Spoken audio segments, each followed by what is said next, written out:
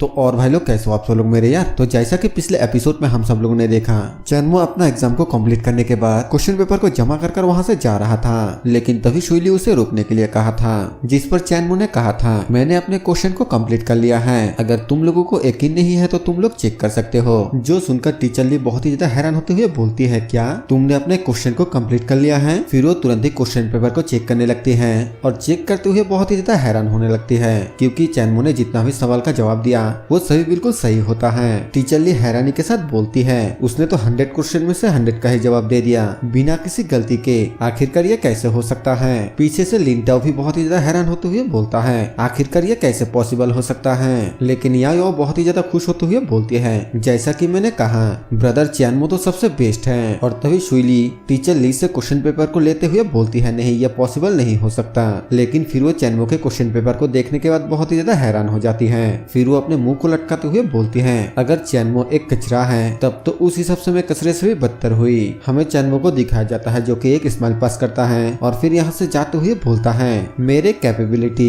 क्या तुम लोगों को लगता है कि ये कुछ ऐसा है जैसा तुम्हारे जैसे लोग समझ सकता है? ये कहकर चैनमो बाहर आ जाता है और तभी हमें दिखाया जाता है कि अचानक उसके सामने कुछ औरतें नाचते हुए बोलती हैं, चैनमो हम एंगेजमैन को तोड़ना चाहते हैं, चैनमो हम एंगेजमैन को तोड़ना चाहते हैं। चैनमो उन सबको अपने सामने देखकर एक अजीब सा फेस बनाते हुए अपने मन में बोलता है, अगर पॉसिबल हो तो फिर मैं अकेला ही 20 से भी ज्यादा ट्रांसेंडेंट लेवल के मार्शल आर्टिस्ट के सामने खड़ा हो जाऊंगा, लेकिन मैं इन आंटियों के ग्रुप का सामना नहीं करना चाहता। तभी वहाँ पर एक बंदा उन सभी आंटियों को बोलता है, रुको। जो सुनते ही वो सभी रुक जाती हैं और चैनमो उस बंदे से पूछता है, आखिरकार तुम कौन हो? वो बंदा बोलता है, मेरे पापा के दादाजी, मेरे चचेरे भाई किन चैन के पापा के दादाजी के भतीजे के बड़े चचेरे भाई हैं। मैं यान फैमिली और मेरे चचेरे भाई किन चैन के ओर से तुम्हारे साथ जो एंगेजमेंट हुआ उसे तोड़ने के लिए आया हूँ। उसके चचेरे भतीजे वाले रिश्ते के बारे में सुनकर पीछे जितने भी लोग होते हैं उनके तो होश ही उड़ जाता है। किन चैन भी उसके बातें सुनकर बोलता है, क्या? और वो अपने मन में बोलता है, आखिरकार ये बंदा कौन है? ये तो मेरे पिछले लाइफ में नहीं था, क्या मेरे रिवर्थ की वजह से मेरे पिछले लाइफ की हिस्ट्री चेंज हो गया? फिर चैनमो उस बंदे से पूछता है, क्या तुम श्योर हो कि तुम यान फैमिली की ओर से इस एंगेजमेंट को तोड़ सकते हो? वो बंदा बोलता है, मैं यान फेई हूँ, तुम मुझे यंग मास्टर फेई कहकर बुला सकते हो। फिर वो यहाँ से जाते हुए बोलता है, ठीक है, मुझे जो कुछ भी कहना था मैंने वो कह दिया है। इस यंग मास्टर के पास करने के लिए अभी बहुत सारे काम हैं, बेवजह मुझे यहाँ पर रोक के रखना बिल्कुल बेकार है, अलविदा।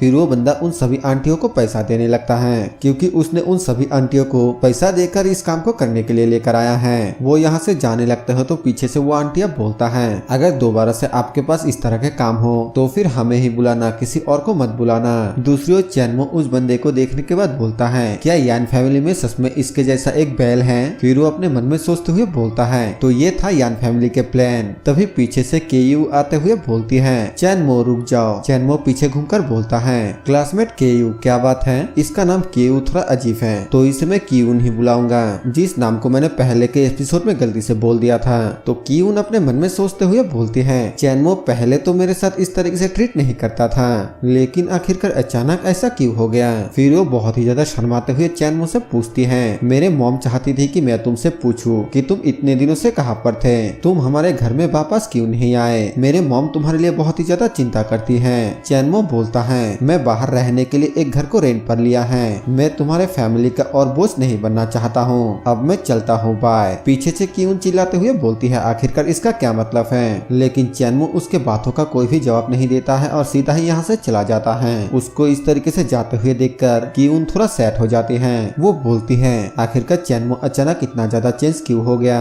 तो आप लोगों को तो यहाँ पर समझ में आ ही गया कि चैनमो के पास जब कुछ भी नहीं था तब वो चैनमो को घास भी नहीं डालता था, लेकिन आज जब उसे चैनमो को आधे एबिलिटी के बारे में पता चला तब उसके दिल में चैनमो के लिए फीलिंग आ गई। और दूर से ये सब कुछ हाव देख रहा था। हाव अपने मन में बोलता है, चैनमो अब जबकि तुमने मुझे चैलेंज किया तो तुम मुझे ब्लेम मत करना। इसके बाद यहाँ से सीन चेंज होता है और हमें दूसरे जगह का सीन दिखाया जाता है, जो कि शायद से यान फैमिली होगा, क्योंकि यहाँ पर वही चाचा के बेटे के पोते के भतीजे हैं, मतलब कि वही यान फेई। वहाँ पर हमें एक ओल्ड मैन को दिखाया जाता है जो कि यान फेई को बोलता है, मास्टर फेई, ओल्ड मैन सच में नहीं समझ पाया है, आपका इससे क्या मतलब है? वो बंदा ओल्ड मैन को बोलता है, मुझे नहीं पता है कि यान फैमिली ने चैनमो के ऊपर ऐसा क्या देखा कि यान फैमिली इस मैरिज से पीछे नहीं हटना चाहता। इस मैरिज को तोड़ने का नाटक तो सिर्फ ली फैमिली को दिखाने के लिए था।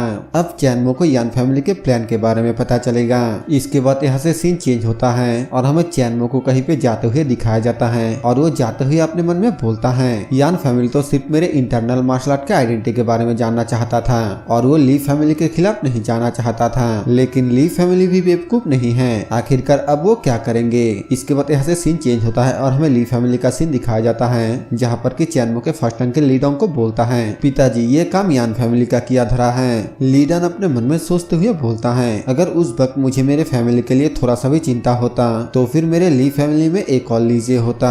ली फैमिली 6 ग्रेट फैमिली में से पहला बन सकता था, लेकिन अब बहुत देर हो चुका है। चैनमो अब ग्रेट पोटेंशियल के साथ हमारा ओपोनेंट बन चुका है और यान फैमिली के इस रवैया ने यह साबित कर दिया है। ये सब कुछ सोचने के बाद वो चैनमो के फर्स्ट अंकल को बोलता है यान फैमिली के सभी मैटर को फिलहाल के लिए साइड में रख दो, वैसे भी वो हमारे ही साइड में है, लेकिन हम चैनमो को ग्रो करने नहीं दे सकते। ली फैमिली को किसी के द्वारा प्रोवोक नहीं किया जाना चाहिए। यहाँ पर लीडोंग चैनमो को जान से मारने के बारे में बात कर रहा है। वो आगे बोलता है सबसे पहले तुम मई हुआ ग्रुप को यू यंग चैन फैमिली के साथ स्टार्ट कर दो और चैनमो के सभी ताकत को खत्म करने के लिए उसके कमजोरी का फायदा उठाओ। चैनमो का फर्स्ट अंकल बोलता है हाँ बिल्कुल मैं इसे जल्द से जल्द करता हूँ। इसके बाद यहाँ से सीन चेंज होता है और हमें चैनमो को कल्टिवेशन करते हुए दिखाया जाता है, लेकिन तभी अचानक उसके मॉम का कॉल आता है। वो कॉल को उठाकर बोलता है मॉम आप कैसे हैं। उसका मॉम बोलती है तुम्हारे आंटी ने कहा कि तुमने बाहर एक घर को रेंट पर लिया है, ये कब हुआ, आखिरकार तुम्हें पैसा कहाँ से मिला और तुम चाहते क्या हो। दूसरी ओर से चैनमो बोलता है मॉम क्या आपको नहीं पता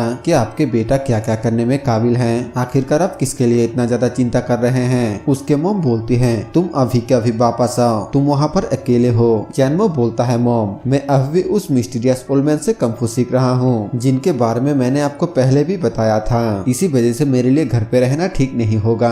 और वो अपने मन में बोलता है मुझे माफ कर देना मिस्टीरियस ओल्ड मैन। उसका मॉम बोलती है ठीक है लेकिन तुम अपना ख्याल अच्छे से रखना। चैनमो बोलता है मॉम आपको चिंता करने की कोई भी जरूरत नहीं है, मैं प्रॉमिस करता हूँ कि मैं अपना ध्यान अच्छे से रखूंगा। उसका मॉम बोलती है लेकिन तुम्हें अभी अपने आंटी मेटियांग से जाकर मिलना चाहिए क्योंकि वो तुम्हारे वजह से बहुत ही ज्यादा चिंता में है। चैनमो अपने अंकल और आंटी के बारे में सोचते हुए बोलता है भले ही आंटी मेई की असली चेहरा मुझे हमेशा ही नफरत करता है, लेकिन अंकल एन ने मेरी हमेशा ही अच्छे से देखभाल किया है, मुझे कम से कम उनके साथ मिलने के लिए एक बार जाना ही चाहिए। फिर वो अपने मॉम को बोलता है ठीक है मॉम आपको चिंता करने की कोई भी जरूरत नहीं है, मुझे पता है कि मुझे क्या करना चाहिए। इसके बाद यहाँ से सीन चेंज होता है और हमें यांगुई बिला का सीन दिखाया जाता है, मतलब कि कियान के घर का सीन दिखाया जाता है और चैनमो वहाँ पर पहुँच जाता है। वहाँ पर पहुँचने के बाद वो डोरबेल बजाता है तो वो डोर कियान आकर खोलती है। वो चैनमो को अपने सामने देखकर बोलता है तुम यहाँ पर। चैनमो बोलता है हेलो, दरअसल आंटी ने मुझे डिनर पर बुलाया है। कियान उसे अंदर लेकर आती है और तभी आंटी में बोलती है अरे लिटिल मो यहाँ पर आया है कि